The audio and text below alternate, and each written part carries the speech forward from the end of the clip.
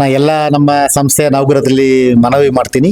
ನಿಗಮ ಟಿವಿಯಲ್ಲಿ ನಮ್ಮ ಎಲ್ಲ ಸ್ಕೀಮ್ಗಳ ಕುರಿತ ಮಾಹಿತಿಯನ್ನ ಬಹಳ ಚೆನ್ನಾಗಿ ಕೊಡ್ತಾ ಇದ್ದಾರೆ. ಕಾಲ ಕಾಲಕ್ಕೆ ತಮ್ಮೆಲ್ಲರಿಗೂ ಮಾಹಿತಿ ಮುಟ್ಟುವ ಕೆಲಸ ತುಂಬಾ ಚೆನ್ನಾಗಿ ಅದ್ಭುತವಾಗಿ ಅವರು ಮಾಡ್ತಾ ಇದ್ದಾರೆ. ನಾನು ತಮ್ಮೆಲ್ಲರ ಹತ್ರ ಮನವಿ ಮಾಡ್ತೀನಿ, ದಯವಿಟ್ಟು ಸಬ್ಸ್ಕ್ರೈಬ್ ಮಾಡಿಕೊಳ್ಳಿ ಮತ್ತು ಟಿವಿಗೆ ಸಹಕಾರ ಕೊಡಿ ಅಂತ ನಾನು ಕೋರ್ತೇನೆ. Thank you. ವಿಶೇಷವಾಗಿ ನಿಗಮ ಚಾನಲ್ಲು ನಮ್ಮ ರಾಜ್ಯದ 4 ಕಾರ್ಪೊರೇಷನ್ಗಳ ಸಂಬಂಧಪಟ್ಟ ಹಾಗೆ ಇಲ್ಲಿರ್ತಕ್ಕಂಥ ನೌಕರರ ಕುಂದುಕೊರತೆಗಳು ಮತ್ತು ಸಾರ್ವಜನಿಕರಿಂದ ಬಂದಂಥ ದೂರುಗಳನ್ನು ಇಲ್ಲಿರ್ತಕ್ಕಂಥ ಆಡಳಿತ ಮಂಡಳಿಯವರಿಗೆ ತಲುಪಿಸೋದ್ರ ಮುಖಾಂತರ ಸಾರ್ವಜನಿಕರಿಗೆ ಅವ್ರದ್ದೇ ಆದ ಇದನ್ನು ತಾವೆಲ್ಲ ಕೂಡ ಸಬ್ಸ್ಕ್ರೈಬ್ ಮಾಡಿ ಇದನ್ನು ಆಗಾಗ ನೋಡ್ತಾ ಇರಿ. ನಿಮ್ಮ ಸಲಹೆಗಳನ್ನು ಕೂಡ ನೀವು ಅವ್ರಿಗೆ ಕೊಡ್ಬೋದು. ಸಮಸ್ತ ವೀಕ್ಷಕರಿಗೆ ನಮಸ್ಕಾರಗಳು. ಇವತ್ತು ಇನ್ನೊಂದು ಬಹಳ ಅಗತ್ಯವಾಗಿದ್ದಂತಹ ಬೆಳವಣಿಗೆ ಬಗ್ಗೆ ತಮಗೆ ವಿವರಿಸಲಿಕ್ಕೆ ಇಲ್ಲಿ ಬಂದಿದ್ದೇನೆ. ಸಾರಿಗೆ ಸಂಸ್ಥೆಯಲ್ಲಿ ನಾನು ಬಸ್ ಕಂಡಕ್ಟರ್ ಹಾಕಿದ್ದವನು.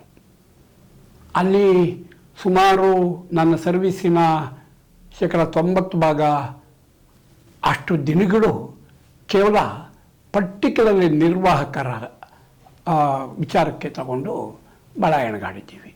ಅವರಿಗೆ NINC ಆರೋಪ ಮಾಡುವುದು, ಅವ್ರಿಗೆ ಆ NINC ಆರೋಪದ ಆಧಾರದ ಮೇಲೆ ಬೇರೆ ಬೇರೆ ಥರದ್ದು ಶಿಕ್ಷೆಗಳು, ಅಲ್ಟಿಮೇಟ್ಲಿ ವಜಾಗಳು, ಅಪೀಲುಗಳು, ಎನ್ಕ್ವೈರಿಗಳು, ಈ ಎಲ್ಲ ಜಂಜಾಟದಲ್ಲೇ ನಮ್ಮ ಬಹುತೇಕ ಅರ್ಧ ಆಯಸ್ಸನ್ನು ವ್ಯಯಿಸಿದ್ದೀವಿ.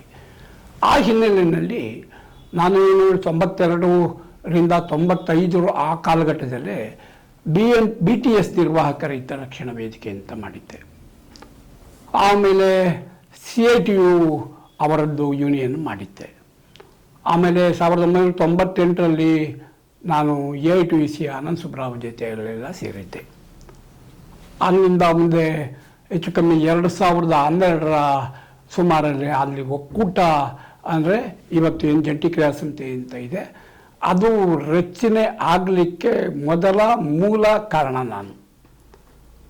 ಏನಾದ್ರೂ ಇಲ್ಲಿ ಬೇರೆ ಬೇರೆಯವರ ಈ ನಿಜವಾದ ಸಮಸ್ಯೆ ಏನು, ಅದನ್ನು ಪರಿಹಾರ ಮಾಡ್ಕೊಳ್ಳೋದು ಹೇಗೆ ಅನ್ನೋದ್ರ ಬಗ್ಗೆ ಒಂದು ಸಮಗ್ರವಾದ ಕಾರ್ಯತಂತ್ರವನ್ನು ಬಳಸ್ತಿಲ್ಲ. ಆದ್ದರಿಂದ ಬಸ್ ಕಂಡಕ್ಟರ್ಗಳು ಸಾವಿರಾರು ಜನ ಸಾರಿಗೆ ಸಂಸ್ಥೆಯಲ್ಲಿ ಇವತ್ತು ರಿಟೈರ್ಡ್ ಆಗಿದ್ದು ಸಹ 2 ಸಾರಿ ವಜಾ ಆಗಿದ್ದಾರೆ.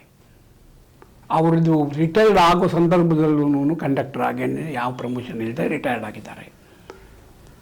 ಅಷ್ಟೇ ಅಲ್ಲ, ಅವ್ರದ್ದು ಇನ್ಕ್ರಿಮೆಂಟ್ಗಳೆಲ್ಲನೂ ಬೇರೆ ಬೇರೆ ಟಿಕೆಟ್ ಕೇಸುಗಳಲ್ಲಿ ನಿನ್ನೆ ಸಿಗದೇ ಆಗಿದೆ.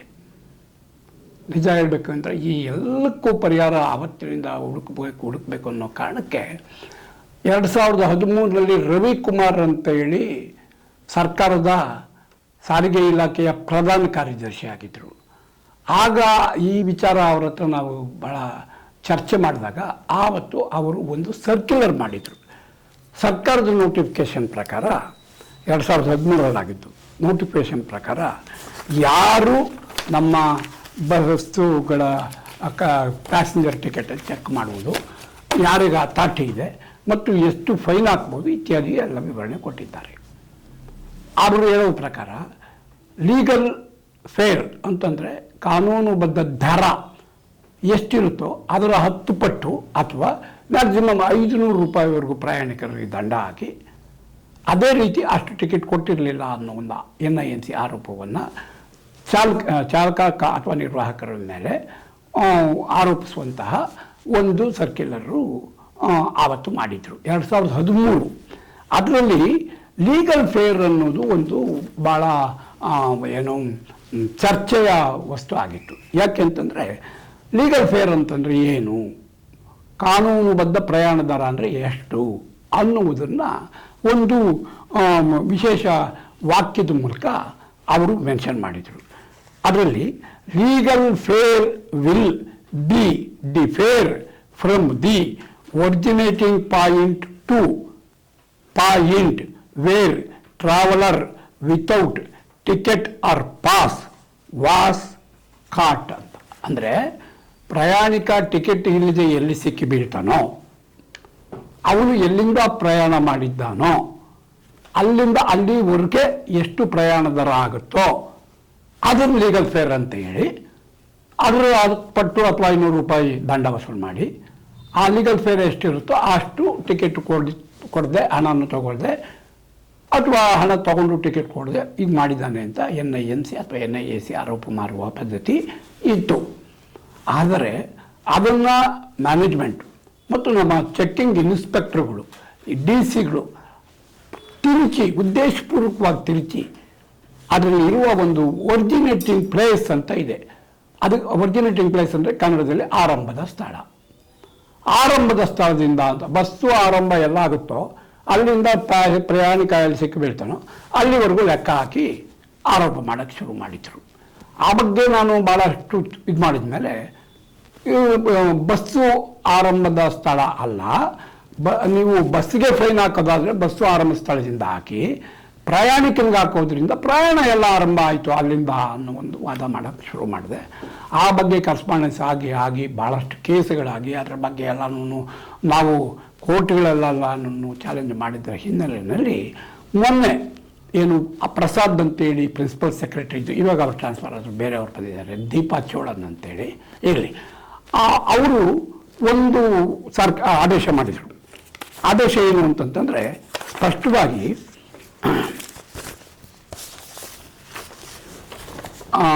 ಸರ್ಕಾರದ ಕಾರ್ಯದರ್ಶಿಯವರು ಬರೆದಿದ್ದು, ನಿಗಮಗಳಲ್ಲಿ ಟಿಕೆಟ್ ರಹಿತ ಬಸ್ ಪ್ರಯಾಣಿಕರಿಗೆ ದಂಡ ವಿಧಿಸುವ ಕುರಿತು ಪತ್ರ ಸಂಖ್ಯೆ ಸೋನ್ಸೋ.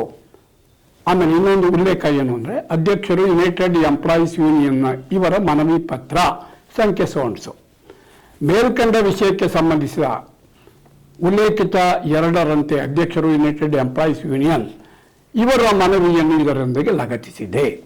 ಸದರಿ ಮನವಿಯಲ್ಲಿ ಕೋರಿರುವ ಅಂಶಗಳನ್ನು ಮತ್ತೊಮ್ಮೆ ಪರಿಶೀಲಿಸಿ ಟಿಕೆಟ್ ರಹಿತ ಬಸ್ ಪ್ರಯಾಣಿಕರಿಗೆ ಪ್ರಯಾಣಿಕ ಹತ್ತಿದ ಸ್ಥಳದಿಂದ ಸಿಕ್ಕಿ ಬೀಳುವ ಸ್ಥಳದವರೆಗೆ ಆಗುವ ಪ್ರಯಾಣ ದರಕ್ಕೆ ಅನುಗುಣವಾಗಿ ದಂಡ ವಸೂಲಿ ಮಾಡುವ ಮತ್ತು ನಿರ್ವಾಹಕರಿಗೂ ಸಹ ಪ್ರಯಾಣಿಕ ವಾಹನಕ್ಕೆ ಹತ್ತಿದ ಸ್ಥಳದಿಂದ ಸಿಕ್ಕಿ ಬೀಳುವ ಸ್ಥಳದವರೆಗೆ ಮಾತ್ರ ಪ್ರಕರಣ ದಾಖಲಿಸಿ ಅಪರಾಧ ಜ್ಞಾಪನ ಪತ್ರ ಜಾರಿಗೊಳಿಸುವ ಕುರಿತು ಸ್ಪಷ್ಟ ಅಭಿಪ್ರಾಯದೊಂದಿಗೆ ಸೂಕ್ತ ಪ್ರಸ್ತಾವನೆಯನ್ನು ಸಲ್ಲಿಸುವಂತೆ KSRTC MD ಅವರಿಗೆ ಸೂಚಿಸಿ ಅವರೊಂದು ಸರ್ಕಾರಿ ಆದೇಶ ಮಾಡಿದ್ದಾರೆ. ಆ ಬಗ್ಗೆ ನಾನು KSRTCಯ ಮ್ಯಾನೇಜ್ಮೆಂಟಿಗೆ ಮತ್ತೆ ಜ್ಞಾಪನ ಪತ್ರ ಬರೆದೆ, ಮತ್ತೆ ಹೋಗಿ ಭೇಟಿ ಮಾಡಿದೆ. ಅಕ್ರಮ್ ಪಾಷಾ ಅವರಿದ್ದರು, ಅವರೆಲ್ಲ ನೋಡ್ತೇನೆ ಮಾಡ್ತೇನೆ ಅನ್ನೋಷ್ಟರೊಳಗಾಗಿ ಅವರು ಟ್ರಾನ್ಸ್ಫರ್ ಆದರು. ಈಗ ಶಿವಕುಮಾರ್ ಅಂತ ಬಂದಿದ್ದಾರೆ, ಅವರನ್ನು ಭೇಟಿ ಮಾಡಿದ್ವಿ, ಇದನ್ನೆಲ್ಲ ವಿವರಿಸಿದ್ವು. ಇದು ಇಷ್ಟೇನೇನೆ ಇದರಲ್ಲಿನ ಸೂಕ್ಷ್ಮ. ಒಂದು ವೇಳೆ ಈ ನಿಯಮ ಜಾರಿ ಬಂದರೆ ಅಲ್ಲಿ ಇನ್ನು ಮುಂದೆ ಚಾಲಕ ನಿರ್ವಾಹಕ ಅಥವಾ ನಿರ್ವಾಹಕರ ಮೇಲೆ ಯಾವತ್ತಿಗೂ ORMC ಕೇಸು ಆಗೋದಿಲ್ಲ, RMC ಕೇಸು ಆಗೋದಿಲ್ಲ. ಯಾವುದೇ ಪ್ರಯಾಣಿಕರು 16 ಕಿಲೋಮೀಟ್ರು 106 ಕಿಲೋಮೀಟ್ರು 16 ಸ್ಟೇಜು ಟಿಕೆಟ್ ತೊಗೊಳ್ಳದೆ ಬರುವಂತಹ ಪ್ರವೃತ್ತಿ ಹೊಂದಿಲ್ಲ. ಅಕಸ್ಮಾತ್ ಅವರು ಹತ್ತಿರ್ತಾರೆ, ಏನೋ ಯಾವುದೋ ಇದರಲ್ಲಿ ಮರ್ತಿರ್ಬೋದು, 1-2-3 ಸ್ಟೇಜ್ ಒಳಗಾಗಿ ಅವರು ಮತ್ತೆ ಟಿಕೆಟ್ ತೊಗೋಬೋದು. ಅಥವಾ ಚೆಕ್ ಆದರೆ ನೋಡಿ ನಾನು ಇಂಥ ಕಡೆ ಆಗ್ತದೆ ಟಿಕೆಟ್ ತೊಗೊಂಡಿಲ್ಲ ಅಂತಾರೆ. ಅಲ್ಲಿಂದ ಅಲ್ಲಿಗೆ ಎಷ್ಟು ಚಾರ್ಜ್ ಲೆಕ್ಕ ಹಾಕಿ ಅದರ ಹತ್ರ ಎಷ್ಟು ಅಂದರೆ 30-40-50 ರೂಪಾಯಿ ಚಾರ್ಜ್ ಆಗ್ಬೋದು. ಅಷ್ಟು ಚಾರ್ಜ್ಗೆ ಒಂದು ಕೇಸ್ ಬರೆದ್ರೂ ನಿರ್ವಾಹಕರಿಗೆ ತಲೆ ಹೋಗೋದಿಲ್ಲ. ಆದರೆ ಅದಕ್ಕೆ ಬೇಕಾದ ಪನಿಷ್ಮೆಂಟು ಕೊಡುವ ಪದ್ಧತಿ ವ್ಯವಸ್ಥೆ ಆಂಧ್ರ ಪ್ರದೇಶ, ತೆಲಂಗಾಣ, ತಮಿಳುನಾಡು ಎಲ್ಲ ಕಡೆ ಇದೆ. ಅಲ್ಲೆಲ್ಲ ನೋಡ್ಕೊಂಡು ಬಂದ ಮೇಲೆ ನಾವು ಇದನ್ನು ಬಹಳ ಒತ್ತಾಯ ಮಾಡಿದ್ದು. ಆ ಹಿನ್ನೆಲೆಯಲ್ಲಿ ನಾವು ಈ ಮ್ಯಾನೇಜ್ಮೆಂಟು ಈ ಏನು ಸರ್ಕಾರ ಕೋರಿದೆ ಆ ರೀತಿ ಸ್ಪಷ್ಟ ಅಭಿಪ್ರಾಯದೊಂದಿಗೆ ಸೂಕ್ತ ಪ್ರಸ್ತಾವನೆ ಸಲ್ಲಿಸುವಂತೆ ನಿರ್ದೇಶಿಸಲ್ಪಟ್ಟಿದ್ದೇನೆ ಅಂತೇಳಿ ಸರ್ಕಾರದ ಅಧೀನ ಕಾರ್ಯದರ್ಶಿಯವರು ನಮ್ಮ ವ್ಯವಸ್ಥಾಪಕ ನಿರ್ದೇಶಕರು ಕರ್ನಾಟಕ ರಾಜ್ಯ ರಸ್ತೆ ಸಾರಿಗೆ ಸಂಸ್ಥೆ ಬೆಂಗಳೂರು ಇವರು ಬರ್ತಿದ್ದಾರೆ. ಸೊ ಇಂತಹ ಒಂದೇ ಒಂದು ಸುಧಾರಣೆ ಆದರೆ ನನ್ನ ಏನು ಸೇವಾವಧಿಯಲ್ಲಿ ನೂರಾರು ಜನ ಸಾವಿರಾರು ಜನ ಕೆಲಸ ಕಳ್ಕೊಂಡು ಬೀದಿ ಪಾಲಾಗಿ ಆತ್ಮಹತ್ಯೆ ಮಾಡಿಕೊಂಡು ಇದೆಲ್ಲ ನೋಡಿದ್ದೇನೆ. ಅದು ಖಂಡಿತ ಪೂರ್ಣವಾಗಿ ತಪ್ಪುತ್ತೆ. ನಿರ್ವಾಹಕರು ಸಹ ತಮ್ಮ ಜವಾಬ್ದಾರಿಯನ್ನು ನಿರ್ವಹಿಸುವ ಒಂದು ಸುವರ್ಣ ಅವಕಾಶ ಸಿಗುತ್ತೆ. ಇವತ್ತು ಪ್ರಯಾಣಿಕರ ಸಂಖ್ಯೆಗೆ ಮಿತಿ ಇಲ್ಲ. 52 ಸೀಟ್ ಕುತ್ಕೋಬೇಕು ಅಂತಂದರೆ 152 ಜನನೂ ತುಂಬಿಕೊಂಡ್ರು ಅಂಥ ಸಾಧ್ಯತೆಗಳು ಅವಕಾಶಗಳು ಇರುತ್ತವೆ. ಅದರಲ್ಲಿ ಯಾರೊಬ್ಬರು ಟಿಕೆಟ್ ಕೊಂಡ್ಕೊಳ್ದೆ ಹೋದ್ರೂ ಕಳ್ಕೊಂಡಿದ್ರು ಆರೋಪಕ್ಕೆ ಒಳಗಾಗೋ ನೀವು ಕಂಡಕ್ಟ್ರು. ಅಂಥದ್ದೇ ಕಾರಣಗಳಿಗಾಗಿ ವಜಾ 100 ಜನ ವಜಾ ಮಾಡಿದ್ದಾರೆ. ಬೇಕೋ ಬೇಡವೋ ಇವತ್ತು ಡಿವಿಷನಲ್ ಕಂಟ್ರೋಲರ್ಸು ತಮಗೆ ಇರುವ ಡಿಸ್ಕ್ರಿಯೇಷನ್ ಪವರನ್ನು ಮಿಸ್ಯೂಸ್ ಮಾಡ್ಕೊಳ್ತಾ ಇದ್ದಾರೆ, ಅದನ್ನು ಸದುಪಯೋಗ ಮಾಡ್ಕೊಳ್ತಿಲ್ಲ. ಅದೇ ರೀತಿ ನಮ್ಮ ಲೈನ್ ಚೆಕಿಂಗ್ ಇನ್ಸ್ಪೆಕ್ಟ್ರು ಸಹ ಬಹಳ ದೊಡ್ಡ ಪ್ರಮಾಣದಲ್ಲಿ ವೆಂಜನ್ಸ್ ಇಟ್ಕೊಂಡ ರೀತಿಯಲ್ಲಿ ಬಹುತೇಕ ಅವರ ಹೊರಿಸುವ ಆರೋಪಗಳಲ್ಲಿ ಅರ್ಧ ಸತ್ಯ, ಸುಳ್ಳು, ಉತ್ಪ್ರೇಕ್ಷಿತ, ದುರುದ್ದೇಶದ ಪ್ರಕರಣಗಳೇ ಜಾಸ್ತಿ ಇರ್ತವೆ. ಇದು ತಪ್ಪಬೇಕು. ಇದು ಒಂದು ಜಾರಿ ಆದರೆ ಸಾರಿಗೆ ಸಂಸ್ಥೆ ಇತಿಹಾಸದಲ್ಲಿ, ಅದರಲ್ಲೂ ಚಾಲಕ ನಿರ್ವಾಹಕರ ಪಾಲಿಗೆ ಇದು ಬಹಳ ದೊಡ್ಡ ಬೆಳವಣಿಗೆ ಆಗ್ತದೆ.